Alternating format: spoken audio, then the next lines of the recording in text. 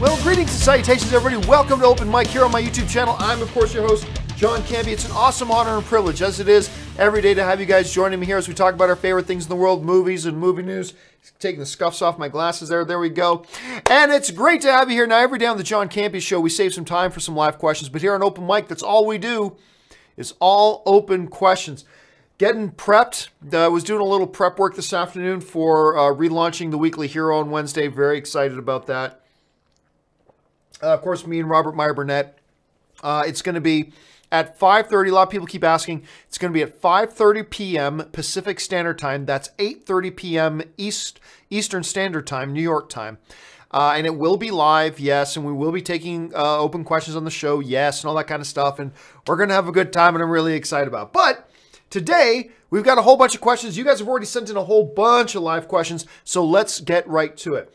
And the first question today comes to us from, am I at the top? Yep. Luke1234 writes, "Dead or alive, you're coming with me." That's one of the classic lines from RoboCop, man. And that is a movie that has a whole bunch of classic lines in it. But that's I mean, I'd buy that for $1, sure. But for me, it's always "Dead or alive, you're coming with me." That's the line to me.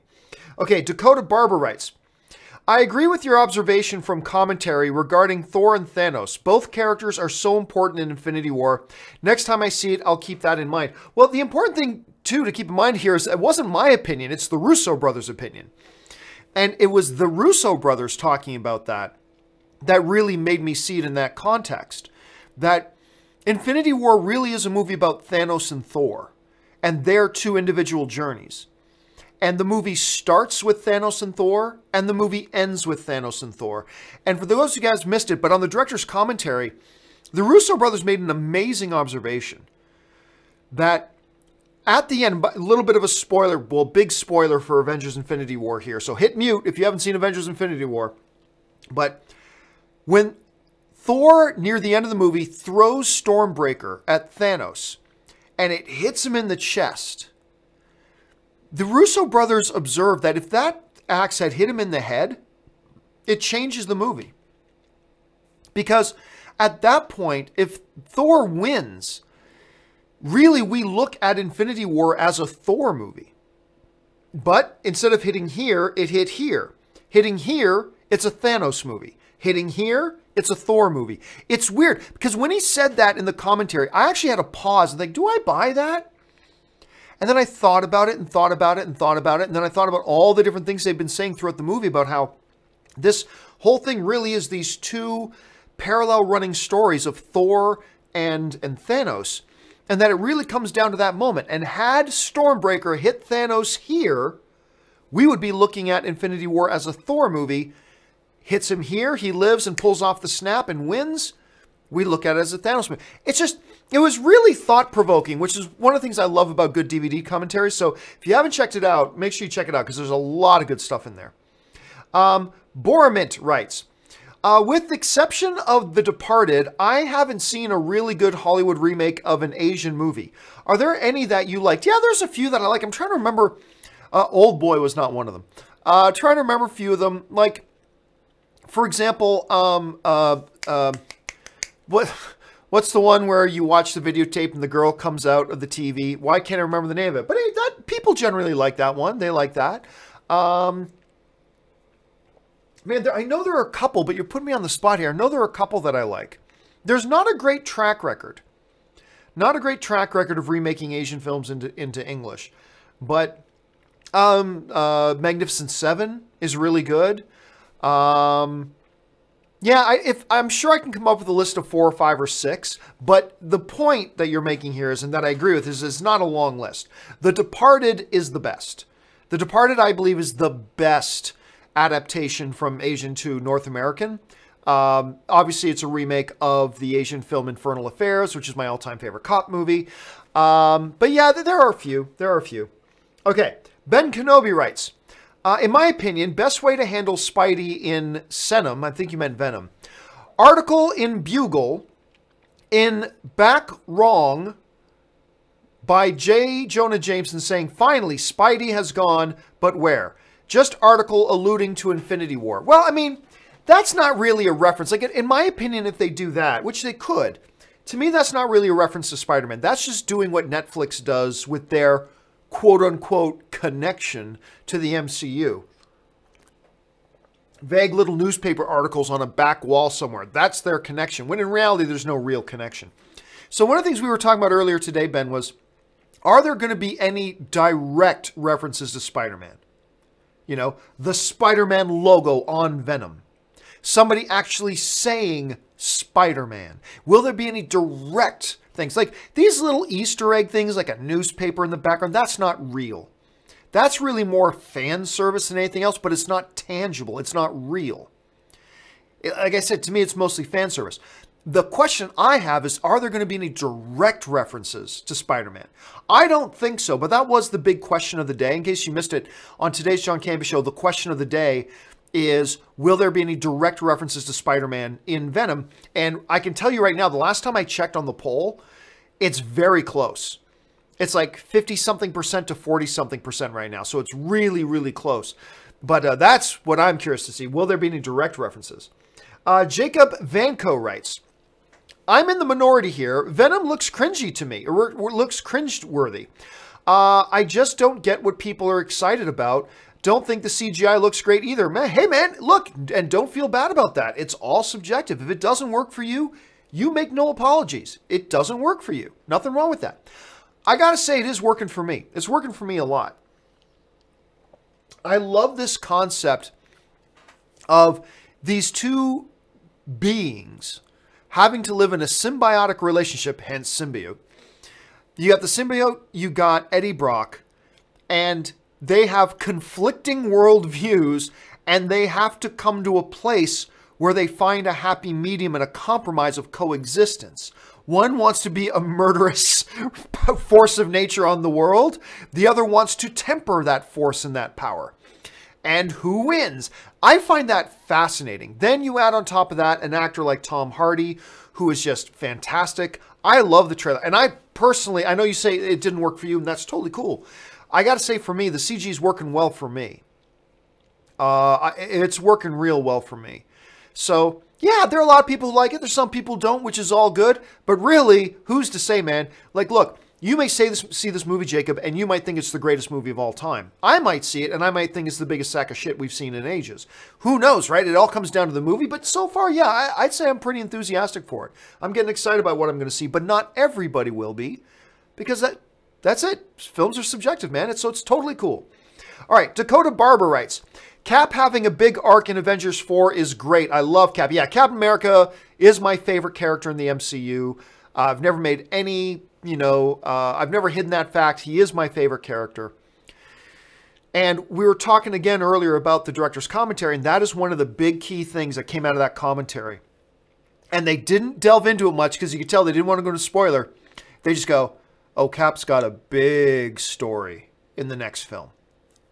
Big story in the next. To me, that kind of tells me that he's going to kind of probably be the centerpiece, which excites me again because he's my favorite character. What it'll probably be is the culmination. I'm guessing Avengers 4 is really going to be the culmination of Civil War. Because in this film, there's not a single, in Infinity War, there's not a single scene with Captain America and Iron Man. I think they're going to bring that to a close. I think we're going to see Captain America and Iron Man putting their differences aside and saying, we got a job to do. And I really do think Avengers 4 is really more going to be about Captain America and Iron Man. Because really, when you run it down, that's really what the MCU and who the MCU has really been about. It's really been about Cap and Iron Man. And I think that's the way you do 4. Is you close that loop that you started in Civil War. We lived through the ramifications of that in Infinity War with the teams divided. And now you bring that back around full circle. Because I guarantee you, there's going to be some conversations in Avengers 4 about if we hadn't let our petty differences separate us, if we had been standing together, we probably could have stopped Thanos. Like if on Titan, it wasn't just Iron Man and Doctor Strange and Spider-Man and a couple of the Guardians, but also Widow and Captain America and War Machine and Falcon and Ant-Man and whatever. And all of them were there. I just have a feeling somewhere in Avengers 4, there is going to be a conversation about if we hadn't been so petty, and so shallow and allowed ourselves to be divided, we could have stopped this. Together, we could have stopped this. But it was just one group of them on Titan fighting Thanos. And then Thanos got to come to Earth and fight just another group of them, always divided. And I think you're going to see that reference in the next one. I really do. All right. Ben follows up with the episode of The Office where Michael Scott Paper Company meets with Charles and Dave is one of my favorite. Charles realizing how crazy Dwight is great. That is an iconic one. Actually, that whole little sub-storyline in The Office about when Michael leaves Dunder Mifflin to start up the Michael Scott Paper Company, and he took Pam and Ryan with him. That is a great little sub-story. I love the way it began, I love the middle of it, and I love the way it concluded. It was one of the best little sub-stories throughout the whole thing. And yeah, Charles Minor, for those of you who don't know, Charles Minor in The Office was played by Idris Elba. Speaking of, you know, MCU and everything, Idris Elba plays Charles Minor, and he was great in it. And I love that episode, and I love that whole storyline.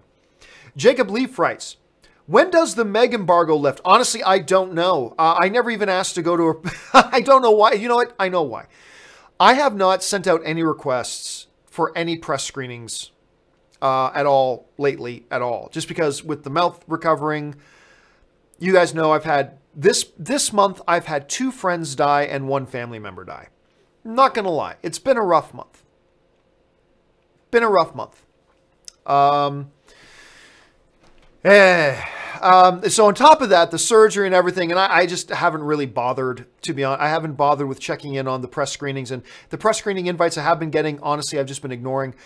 So I don't know when the Meg one is. I really don't. I have no idea. I got a feeling it's probably not going to be too late because the initial social media reaction I saw from it were pretty good, but we'll have to wait and see. All right. Let's see. Adamus95 writes, I don't care. I love Reign of Fire. Hey, you know what? I know a number of people who like Reign of Fire. I think it's underrated, maybe because I'm a sucker for dragons. So I ask you, John, what's your favorite movie dragon? My favorite movie dragon. I mean, there are some people that have issues with the movie itself, but it's hard not to love Smaug from the Hobbit films. Because, damn, that dragon was awesome. He looked great. He sounded great. The dialogue was awesome. It's hard not... If you're talking about my all-time favorite dragon in movies, it is difficult not to say Smaug. It's just so freaking good. Reign of Fire has its upside, and it's the first movie that people went, wait, this Matthew McConaughey kid has muscles? Like, that was the first time anybody kind of recognized that or realized that. But yeah, for now, unless I think more deeply on it, I'm going to say Smaug. That's where I'm going to go with. Jack Leo writes, thoughts on The Way, Way Back. Personally, I think it's fantastic with great performances from Steve Carell and Sam Rockwell. And you know what? Steve Carell and Sam Rockwell may have been outstaged by Toni Collette and Allison Janney, who are 2 of the most premier powerhouse actors. I mean, with Allison Janney just now reigning, she's the reigning Academy Award winner. She won Best Supporting Actress this year. Of course, Collette is on a hot streak. And the kid was good too. I'll say this though, I didn't think the movie lived up to its potential. Let's just say that. I thought with the cast of characters you had, with the underlying story, I felt that movie probably could have been better. It's solid, it's good. I enjoyed it. I do. I enjoyed the film. Thumbs up from me. But at the same time, I couldn't help but when I walked away thought, they left a little bit on the table. Like, I just feel like it could have been better.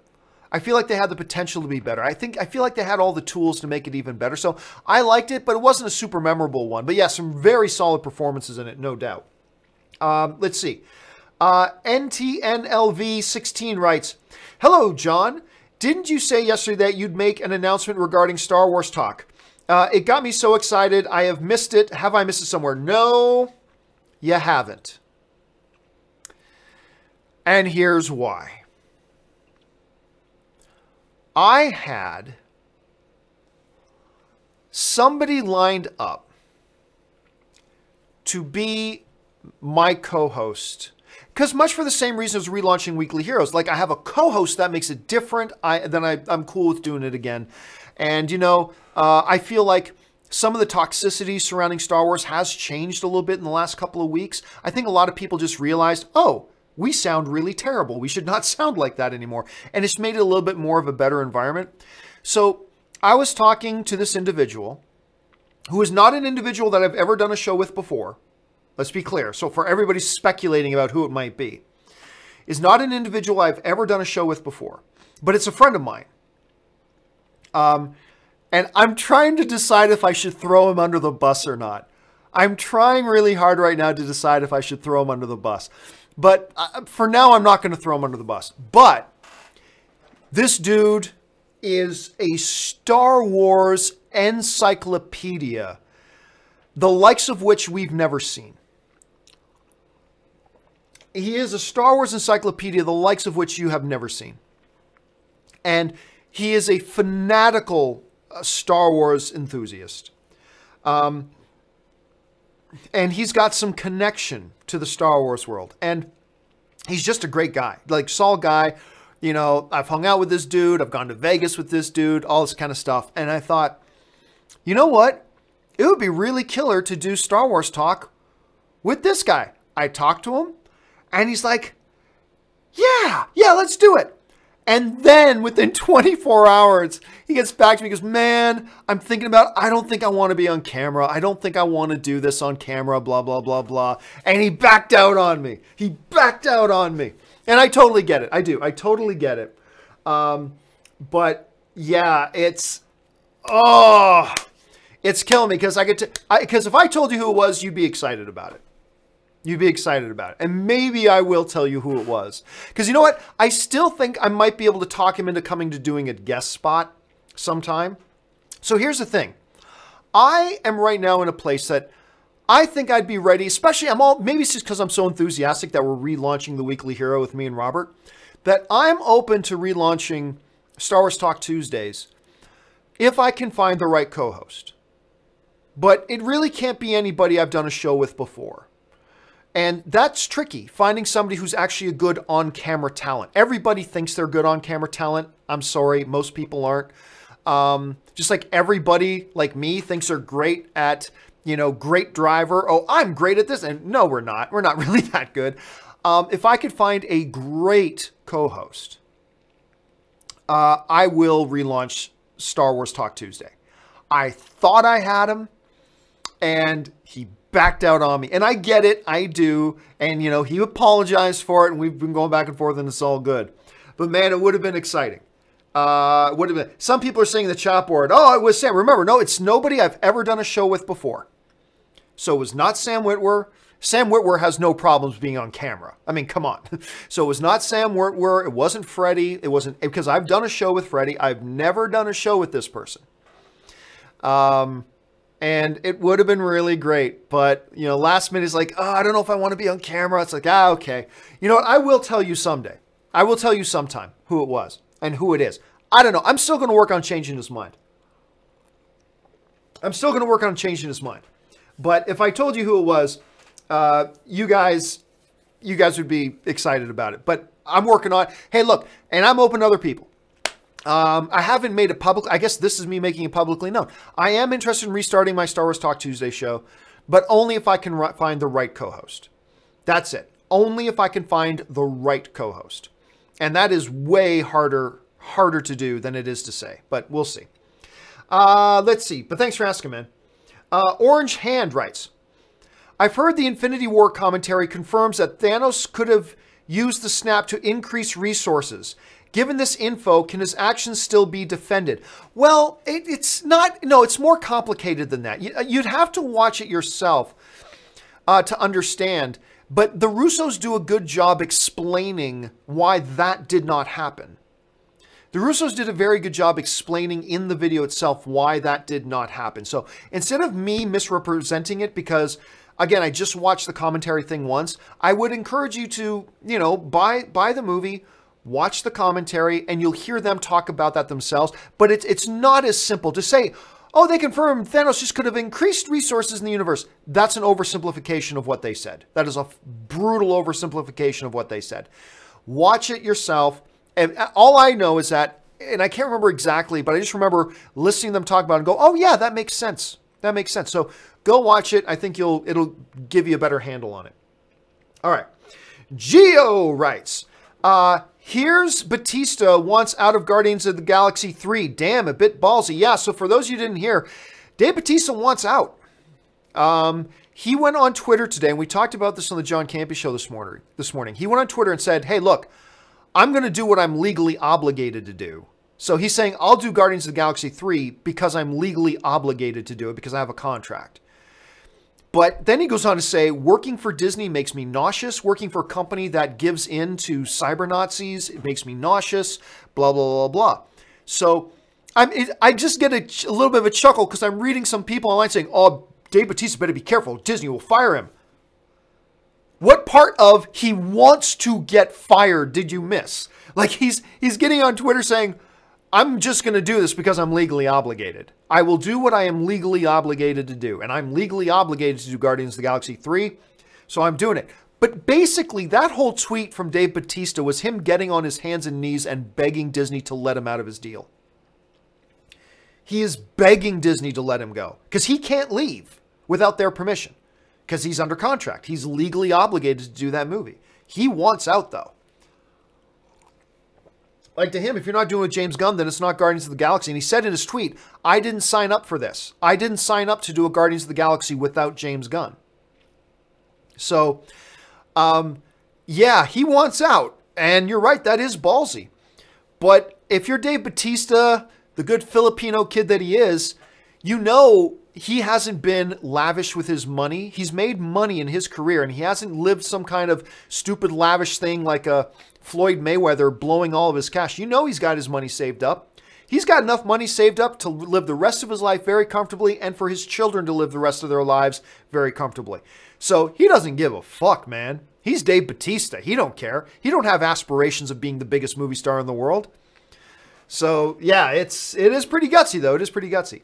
Gio follows up with, happy for next Netflix, Sabrina the Teenage Witch, good actress. I have no idea what we're talking about. I'm guessing there is some kind of Sabrina the Teenage Witch announcement. Not in my wheelhouse, per se, Gio, so I can't really comment on that because I don't know what we're talking about. But I'm glad that you're happy. Brandon Shakur writes, just fun question. Gotham more Chicago or New York City? Ooh, good question. You know, I was reading in the news today. Like, I know things are bad in Chicago. Now, apparently they've had like a record of like 3 years straight where the murder rate's been dropping and like 15 straight months where the murder rate dropped. But I think that I just saw that in like 14 hours the other day. In 14 hours, there were 44 shootings in Chicago. And the day before, there were like 25 shootings. Like, oh my God, like, why does anybody live there? I would move. Like, call me crazy. I would probably move. That's a little bit high. Now, of course, I'm a kid coming from Hamilton, Ontario, where the one time a year there's a murder, it makes national news for a month. Every time there's one murder, it's national news for a month. So, so for somebody like me hearing, wait a minute, in that city, there's 44 shootings in just 14 hours? Yeah, man. I'm not taking away from the greatness of the city of Chicago. I visited Chicago. I love Chicago. I had a great time there. So I'll say it's probably a little bit more like New York City. Cameron Peterson writes, Steve Carell is slowly becoming one of my favorites. Oh, the dude's amazing, right? Like, obviously he's great at comedy, but he's now got a couple of Academy Award nominations for his more dramatic stuff as well. This dude can do it all. He can do it all. He's one of the best in the world at comedy, and he's a legit Oscar threat whenever he does drama. Who else can you say that about? Hugh Jackman's probably really good at comedy, but not as good at comedy as Will Ferrell, as Steve Carell. I mean, I don't know that there's anybody out there. I think pound for pound, when you're just talking about dramatic talent and comedy talent, I don't know pound for pound if you're going to find a higher ranked guy than Steve Carell. Obviously, Ryan Reynolds is great at both dramatic and Comedy. Comedy's obvious, dramatic. Watch him in Buried. Oh my God, he should have gotten an Academy Award nomination for that. Definitely Maybe. He's amazing in that. So he's got really good dramatic chops too. But I don't know. I think pound for pound, when you're going the duo of comedy and dramatic ability, I just don't know that there's anybody on the planet right now who does it as good as Steve Carell. There are better dramatic actors. There are better comedic actors. But show me somebody who does both of them that well.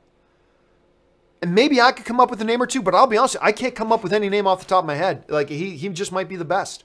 Devontae Brown writes, Movie Pass blames heavy use people in statement. Bull. Well, yeah, look, Movie Pass is very comfortable saying BS statements. They make BS statements all the time. So I ain't going to defend Movie Pass, but I will say this. Yeah, the people who cost them the most money are the people who use the card the most. That's just math. I mean, that's just common sense math. Like, if you pay $10 a month and go see one movie a month, you're not really costing them anything. If you pay $10 a month and go to see 2 movies a month, yeah, you're costing them a bit. If you pay $10 a month and you go to see 9 movies this month, well, yeah, you are personally costing them $80 in loss, right? Which is fine. That's your right because you paid for the service. They said that's the service. So I don't know that, I'll say this. It is not only because of their heavy use people. That's not the only reason, but it is one of the reasons. I mean, you can't get away from that. That is just, that's a clear, obvious fact. That's one of the reasons. So, but hey, maybe they can turn the corner. We'll have to wait and see. Maybe. It might already be too, well, look, it probably already is too late. But the announcements they made this morning, I think, are promising. But again, it's probably too late. But we'll have to wait and see what happens. Brandon Shakur writes, John, remember was Joseph Gordon-Levitt Robin? Oh my God. Was Joseph Gordon-Levitt Robin questions? Those are the good old days of AMC. I look back and enjoy. People were really serious about it. I still can't believe anybody ever thought Joseph Gordon-Levitt was Robin. I cannot believe anybody for a moment ever took that seriously. Like, first of all, Robin wasn't a cop already. Robin's real name wasn't Robin. It was clear that the whole reference to Robin was just, hey, Christopher, why am I forgetting the director of The Dark Knight? I'm freezing on Christopher Nolan. Christopher Nolan just giving a nod of the tip of a cap to the fans. And Christopher Nolan even said, and I quoted this on our show once, in an interview on MSNBC, he said, yes, throwing in the name Robin there was, and he literally used the words, a tip of the cap to the fans. That's all it was. That's all it was. But there were people, I am telling you, I remember to this day doing those shows on AMC and people just insisting, calling me an idiot. He's Robin. He's going to come back in the next movie because he's Robin. It's like, but number one, clearly he's not. Number two, even if you don't see how clearly he's not, Christopher Nolan said he's not. Doesn't matter. He's Robin. I'll never forget that. It was one of the most infuriating periods of time trying to get through to people who were still insisting that he was Robin. Yes, Brandon, I remember those days, and they were frustrating but fun at the same time. Curtis Lopez writes, why do people want a trailer for a movie that's almost a year before its release? Are they spoiled by studios who release their footage almost a year out? Well, I mean, look, Curtis, you know me. I'm the one who's always saying, everybody relax. We don't need a trailer to a movie that doesn't come out for 9 months, blah, blah, blah. But let's keep in mind, we're fans. We're fans. So, of course, we want to see something. Look, if I could press some magic button right now, if I could hit a magic button that said, show me 3 minutes of footage of Avengers 4, I'm going to hit that button. Of course I'm going to hit it. I'm a fan. I want to see it. If you offered me a button right now that said, oh, watch 3 minutes right now, 3 minutes of footage right now of the new Wonder Woman movies coming out, I'm hitting that button. Do we need to see that right now? No, absolutely not. We do not. Do we need to have a trailer for Avengers 4 out right now? No, we do not need a trailer for Avengers 4 right now. Do we need a trailer for Wonder Woman right now? No, we do not need a trailer for Wonder Woman. They're still too far away. But we can understand the desire to see it, right? Because we're fans. Of course we want to catch a glimpse. Or go Star Wars. Like, if you offer me right now, hey, John, hit this button, you get to see 2 minutes of the footage they've already shot over the last couple of days for Star Wars Episode 9. I'm hitting that button, dude. And you're hitting that button. We're all hitting that button because, of course, we want to see it. But just because we want to see it doesn't mean we lose our common sense and don't understand that, well, they don't need to put out like putting out a trailer right now isn't going to do anything. It's not going to help the movie.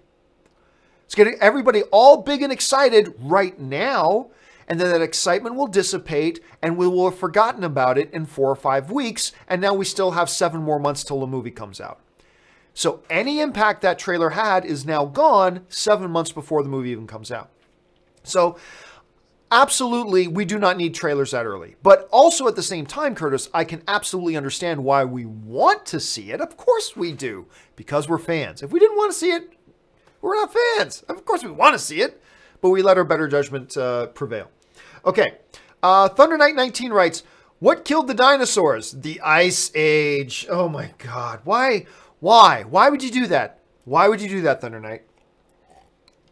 Why do you have to go throwing Batman and Robin quotes in there and killing everybody's buzz? That's what you did, Thunder Knight. I hope you're proud of yourself, Thunder Knight. You just killed everybody's buzz. All right, the Ice Age. Next up, Guitar Dude 513 writes, since I won't get my full value out of the movie pass before it goes under, at least I made $75 off of Helios in Matheson. By the way, when you see HMNY, that's the stock call letters for Helios and Matheson, which is the company that owns MoviePass. There you go. Off HMNY, when their stock inflated to 18 cents. Oh, wait, did it go back up to 18 cents? Let me just, oh, Helios. Or are you saying it did that before? Oh, no, it's still at 8 cents. Oh, did it go up to... Oh, it did go up to 13 cents earlier today.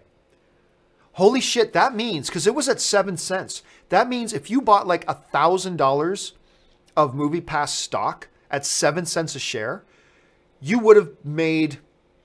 Well, gosh, close to $1,000 profit. Just like that in a few hours. But, of course, then it's tanked all the way back down to 8 cents again. But hey, like I said, it was good news. It was good news they put out earlier today. Keeping the price at $10, we're going to limit it to 3 movies a month. I still think that's reasonable. That's still a great deal. Wait a minute, because where I live, it's $15 a movie ticket. You're saying I give you $10 and I get 3 $15 movie tickets? That's a good deal. And far more sustainable than making it unlimited. Unlimited, which was never going to work. And everybody knew that except MoviePass. But anyway, glad you're getting your value there, Guitar Dude. Glad you're getting your value. All right. Next one. Curtis Lopez writes, I would love to see Avengers 4 start with Thanos monologuing about the good he's done as we see everyone left on Earth dealing with the loss of their loved ones. Maybe. I mean, I think there's a lot of ways you could do it. But then again, we have like another movie coming out before Avengers 4. That may completely change the way you think either Avengers 4 will or should start. Like, we got Captain Marvel coming. And I think when we see Captain Marvel, it will alter our perception of how we think Avengers 4 will start and our perceptions of how we think it should start. I mean, that's fine. I mean, the way you're describing is a fine one. I can think of 3 or 4 other fine ones too. I really don't care. I just, you know, I trust the Russo brothers at this point. Whatever they do is going to be fine. I'm not pre-constructing in my head any way you need to start this movie. That may not be the way to go. But I have a feeling Captain Marvel is going to change our perception collectively. Because everything I'm thinking, I think everything you're thinking, I think everybody's thinking is probably going to go out the window once we see Captain Marvel.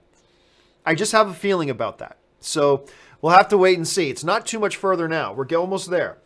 All right, Julius Goodwin writes, as an Ant-Man, when you're out with the wife, do you ever just walk up to someone and say, look at the girl I'm with. She's crazy, stupid, fine, right? Look at the girl I'm with. She's crazy, stupid, fine, right?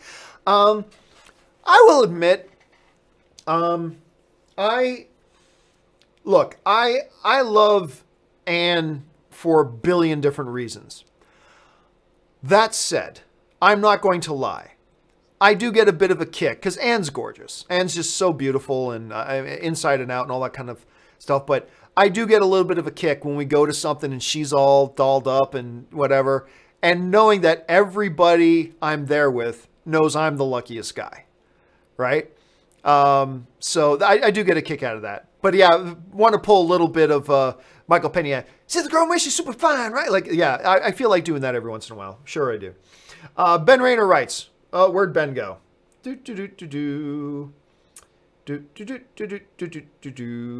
Big jump, and there's a lot of questions. And I'm still going backwards. Okay, there we go. Ben Rayner writes, if Have to Disney has an out for DB in IW.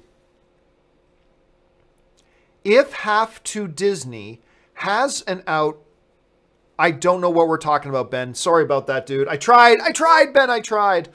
Julius Goodwin writes, how do you like Worlds of DC instead of DCEU? Oh, it's fine. I mean, ultimately, it's meaningless. It's just a useless title, right? It doesn't really mean anything. But the one thing I do like about Worlds of DC over DCEU, first of all, the DCEU has always been a stupid name. DC Extended Universe? Just call it the DCU. You know, or the DCCU, DC Cinematic Universe. Just call it, why do they call it the DC? I've never understood the ridiculous thing, DC Extended Universe. I've never understood, but whatever. Worlds of DC, the thing I like about Worlds of DC is that within that umbrella, you could have an ongoing continuity like a DCEU and have standalone solo Elseworld kind of stories. Because all that fits within the Worlds of DC. The title itself suggests multiple different universes, right? The Worlds of DC. So we've got room for an Aquaman, and that's in a cinematic universe, and we've got room for a Joker movie with Joaquin Phoenix that's not in the cinematic universe. I kind of like that. It's not perfect, but I kind of like it. But again, it's just a title, so. But I think I lean towards that one. Run Amok Design. I like that name, man. Run Amok Design writes, Anson Mount as Pike for Star Trek Discovery is a huge get. Big fan of his since Hell on Wheels, and glad he got a good gig after that in Humans Trash. Yeah, for those of you who don't know, he's playing Captain Christopher Pike on Star Trek Discovery Season 2. He looks great in the trailer. I thought he was the one quasi-redeemable thing about Inhumans. Now, I've never seen Hell on Wheels, so I have no input or thoughts or anything rational or relevant to say about him in Hell on Wheels. But I will say that I thought he was, if there was anything that was redeemable about Inhumans, it was him. But I like the trailers so far. I like his incarnation of Captain Pike.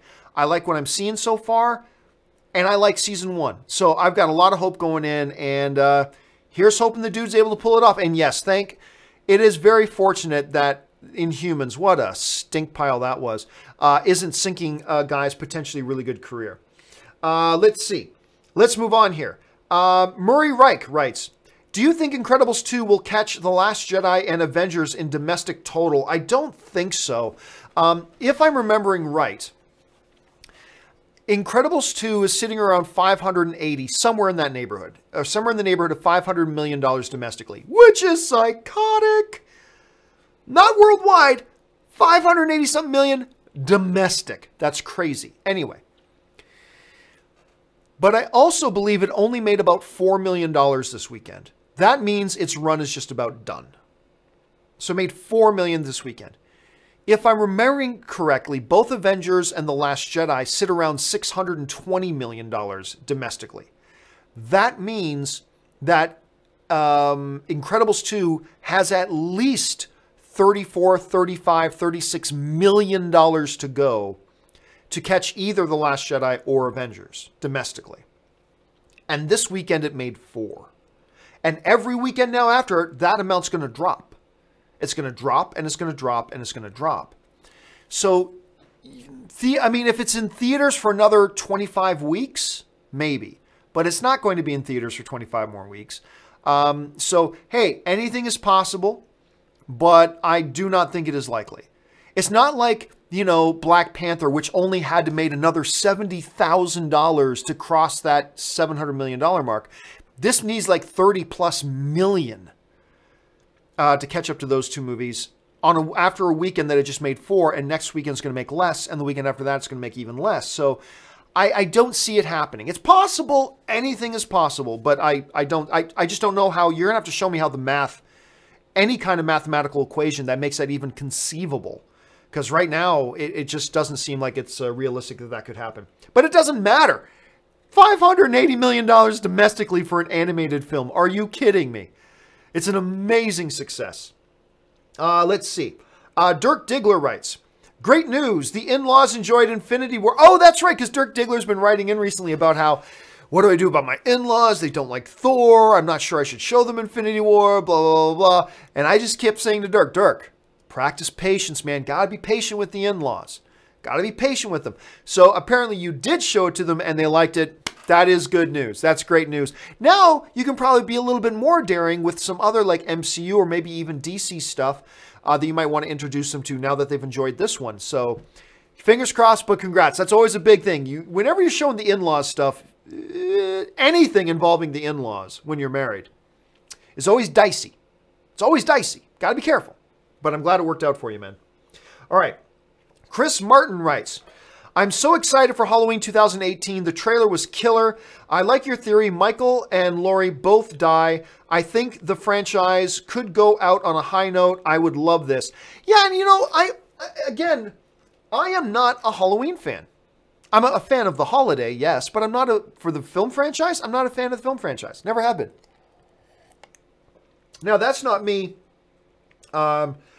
trashing on it, not at all, but it's not for me. I've never liked Halloween. I don't like the original Halloween.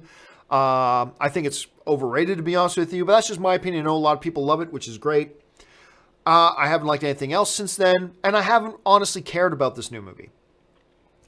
But I gotta say, as somebody who's never cared about it, the new trailer that came out, it's a pretty solid trailer, man. And that's coming from a dude who does not care about Halloween. That's a pretty solid trailer. And the new poster that came out of Comic-Con, also pretty damn solid. Also looks pretty good. So, I gotta say, I've gone from completely disinterested to lukewarm. Maybe that doesn't sound like much to you, but completely disinterested down here and lukewarm is up here. So I've gone from completely disinterested in this movie to at least lukewarm, all based on the momentum of that trailer. And I know there's a lot of people like you, Chris, who are very excited about this movie. And I'm thrilled for all of you, honestly. I'm excited, even when it's franchises I don't like. Like, honestly, if I heard there was going to be a new Twilight movie coming, I would just be happy. I would be happy for everybody I know who are big fans of Twilight. Not for me. I don't care. But I would be, honestly, I'd be legit happy. And I'm legitimately happy for all those guys out there, all of you out there who are fans of Halloween. And I'm really happy for you that it's looking good. It seems to really be coming together. And here's hoping it's a good movie. Let's see. Sid Vicious writes, who in their right mind would give Andy Serkis $100 million to make his first movie just because he is a motion capture actor? Mowgli was doomed from the get-go. Well, it wasn't his first movie. He actually did a magnificent, hold on a second, I'm going to forget the name of it. He did a magnificent little film with Andrew Garfield about the first guy to use a wheelchair with, I'm forgetting the name of the condition now that he had. Why am I forgetting the name of the movie? Because I really like the movie.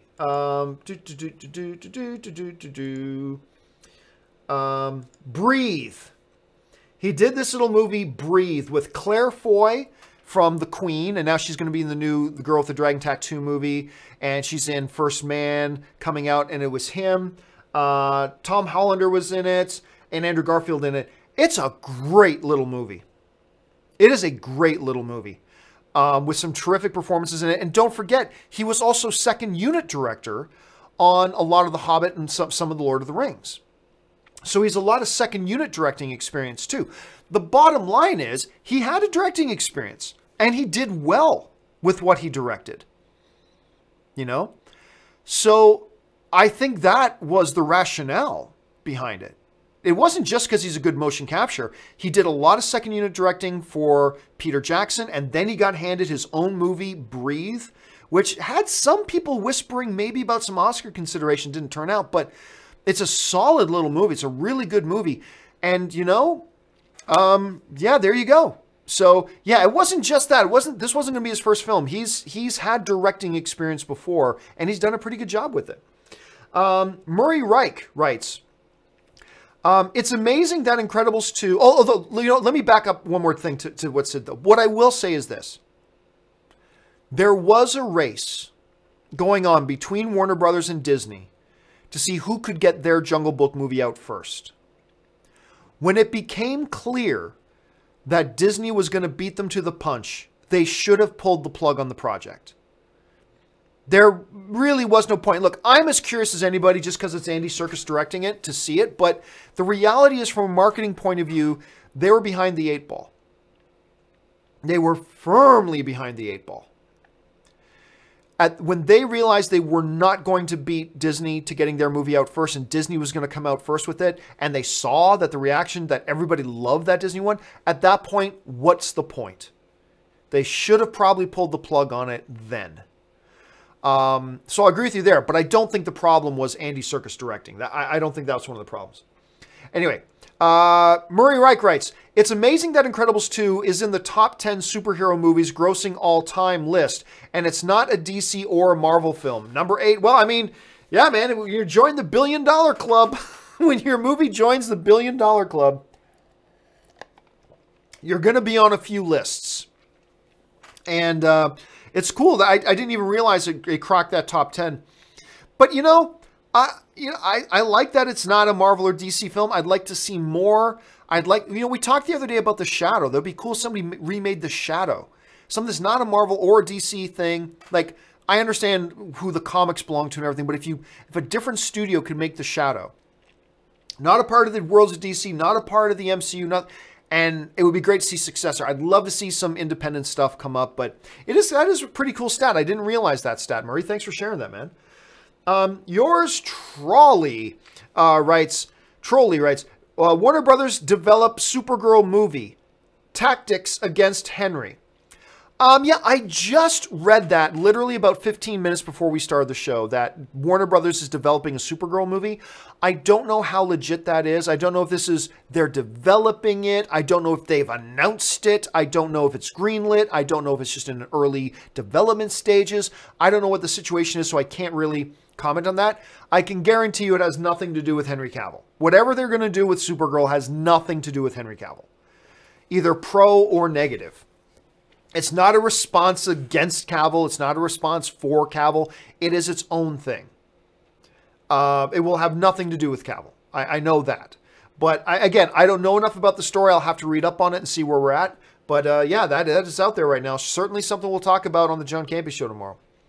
Murray Reich writes, when can we start safely talking about Infinity War spoilers? Probably within the next week or two. I think now that it's out on digital, if anybody wants to see it that has not seen it yet, if anybody wants to see it that has not seen it yet, it's available for them just to click. They can just sit at home, click a button on the remote, buy it or rent it and stream it right now. So I'd probably say in another week or two, we're probably safe to go. I want to give everybody a fair chance to watch because it just came out on streaming. Let's give everybody a chance to watch it if they're interested in seeing it, and then we'll probably be open to talking about spoilers openly. All right. David Coca writes, over or under 20%, we have a scene in Avengers 4 of Rocket seeing a raccoon digging in a trash can on Earth and him finally realizing what they called him, why they called him a trash panda. It really all depends if Nebula and Rocket stay on Earth. Because really, there's no need for them to stay on Earth. So if they get into Avengers 4 and a year has passed, and Rocket had made the decision to stay on Earth, then yes, I can see them doing, maybe not that specifically, but them doing some kind of scene where Rocket actually sees a raccoon and understands what everybody's talking about. Then I can probably see it. But I have doubts that when Avengers 4 starts, that either Nebula or Rocket will be on Earth. Obviously, Nebula takes Tony back to Earth. There's no other way for Tony to get home. Nebula's his only ride. So Nebula probably takes Tony back to Earth. And then I got a feeling Rocket and Nebula take off. I have a feeling Rocket and Nebula take off at that point. But who knows? Maybe he's still around on Earth. We'll have to wait and see. So I'll take the under on that for now. For now, but I might change my mind later. Paul Niranjan writes, what about introducing death in the MCU? Nah, I don't think so. I don't think there's any point for that. I've never heard the Russo brothers even beginning to mention that. I think it's a little... It's weird to talk. We got a big giant purple guy that looks like Grimace, snapping his fingers and wiping out half the universe. But honestly, I think introducing death into it is a little too inside baseball, to be honest with you. I don't think that's something that would appeal to the wide audience. So, I really don't. I have no desire for it. I really don't. But John, in the comic books, death is the whole motivation for Thanos. Yeah, but it's not in the movies. That's not his motivation at all. He's a totally different motivation in the movies. So there is no need for the death character. So, personally, I mean, hey, could they come up with a cool use for the character? Yes, they could. And maybe it would be great. But since you're asking me, nah, I don't really have any interest in it. I don't think it's needed. Let's see, Robert Perez writes, how screwed up will Stark be after all this? Probably pretty screwed up. Probably pretty screwed up, but at the same time, probably pretty focused too. Probably pretty focused on the new mission at hand, which will be to undo what Thanos did. And I have a feeling we're going to find out that Tony, Cap, and the rest of them, Ant-Man, put their everything else aside and said, from the moment Tony gets back to Earth and that Ant-Man gets out of the quantum realm, that probably the three of them get their heads together and say, we need to fix this. And it'll be a year-long process. So I have a feeling we're going to see him with more damage because he's already messed up. I mean, he's already got a lot of trauma, right? Iron Man, that's one of the best things about Iron Man 3 was them actually going into the fact that he's a human being and he's experienced this massive trauma and it haunts him. I'm glad that was one of the best things they did in Iron Man 3. But I got a feeling he's going to be pretty focused. Along with Cap, along with Ant-Man, and along with others as well. So we'll have to wait and see. Let's see here. Chris Warden writes, so pumped about Patrick Stewart returning to Star Trek. In my opinion, the greatest Starfleet captain to ever wear the uniform. I'm going to agree with you. I think I'm a big Kirk fan. Absolutely. Benjamin Sisko. What was the name of Star Trek? Captain Janeway. Janeway was great. All that kind of stuff. But Patrick Stewart, Jean-Luc Picard, is the greatest Starfleet officer, captain or otherwise, in the history of Star Trek. So it is so great that he's coming back. It is so great he's coming back. Brian Snook just sends a super chat. Thank you, Brian. Paul Niranjan writes, did you see the rest of Cloak and Dagger? I did. Not happy with it. I will say this. The finale was pretty solid. The finale was a solid episode.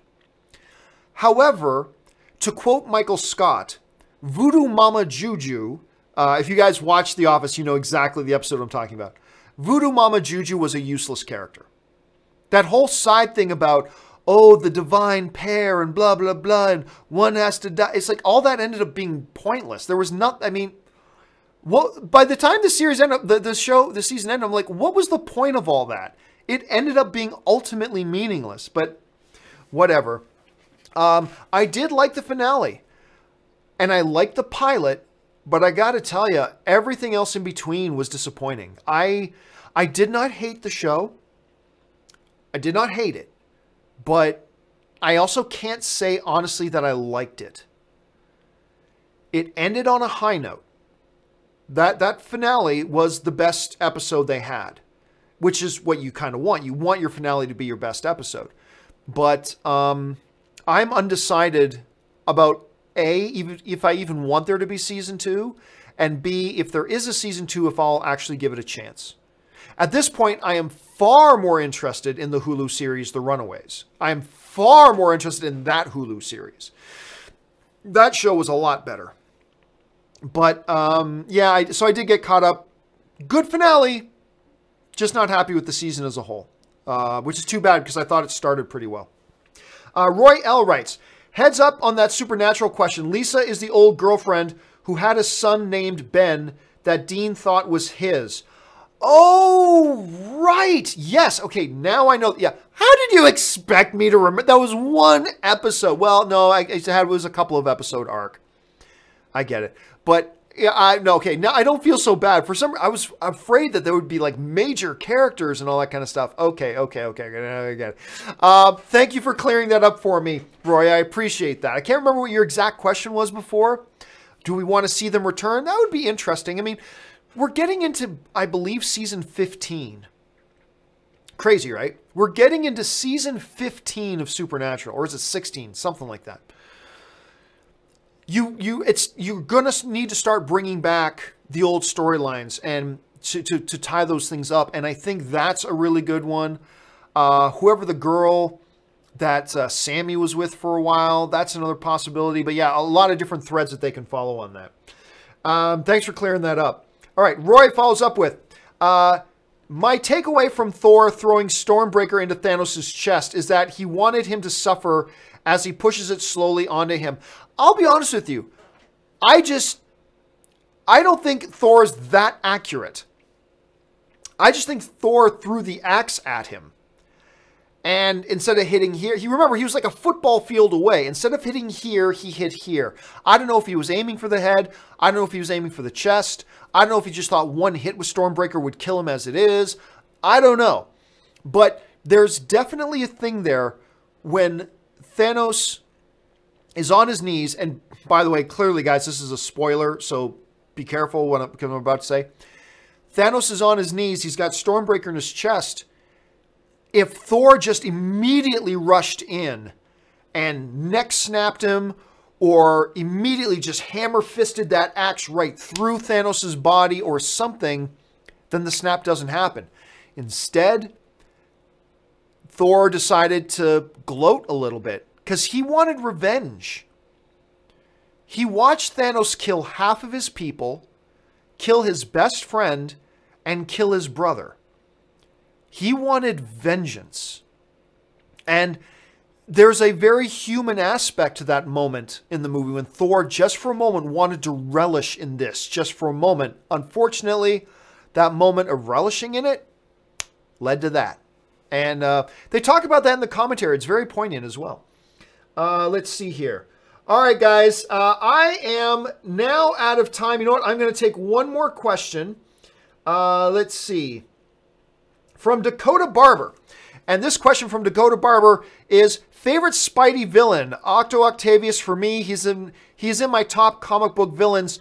I don't know. If we're talking about movies, then my favorite Spider-Man villain is definitely Doc Ock. Doc Ock from Spider-Man 2, Sam Raimi's Spider-Man 2, is, I think, the best villain we've ever had in a Spider-Man film. Better than Electro? Yep. Hard to imagine, but better than Electro. Yeah, so I'm going to lean with you on that. I'm going to go Doc Ock. Let's see. I'll take this last one from Brendan Lawrence, who writes, you mentioned foreign flicks this morning. Have you seen Le Cercle Rouge? It's a French heist movie from 1970. Slow burn, but an unseen classic and an underseen classic in my opinion. No, I'll be honest with you, Brent. I've never even heard of it. But I'll look it up in a minute. I'm curious to look it up now that you mention it, because I'm a damn big fan of heist films. I'm a massive fan of heist films. So that sounds intriguing to me. You know what? I'll take one more. Why not? Murray Reich writes, what's the minimum age one can see Christopher Robin? Oh, anything. I was at a special screening of it at the Disney lot, and there were kids there. There were children there of all ages. I think it's perfectly safe. There's a few little scary things that happen at the beginning, but honestly, nothing bad. Nothing bad. So I honestly think you can take an infant to it and you're fine. Really, honestly, I think that's fine. All right. That will do it. For those of you who sent in questions from Alan Jensen all the way down, don't you worry about it. I'm going to take all those questions, put them in the next companion video, which will probably go up tomorrow morning. So don't worry. All those questions you sent in are going to get answered on a video, probably tomorrow morning's companion video. Keep your eyes open for that. But that will do it for me for today, guys, for Open Mic. Thanks so much for being here. Once again, don't forget, this Wednesday, 5:30 p.m. Pacific Standard Time. That's 8:30 Eastern Standard Time, p.m. Me and Robert Meyer Burnett are relaunching The Weekly Hero. I'll probably change the name of that sometime later, but we're relaunching The Weekly Hero. Very excited about it. Make sure you guys tune in for that and join us for that. It's going to be great. Of course, tomorrow morning, we're going to be back with the John Campea Show. I'm sure we're going to talk about this Supergirl thing, and a number of other items have already come up. That will do it for me, guys. Thanks so much for being here. My name's John Campea, and until my next video, bye-bye.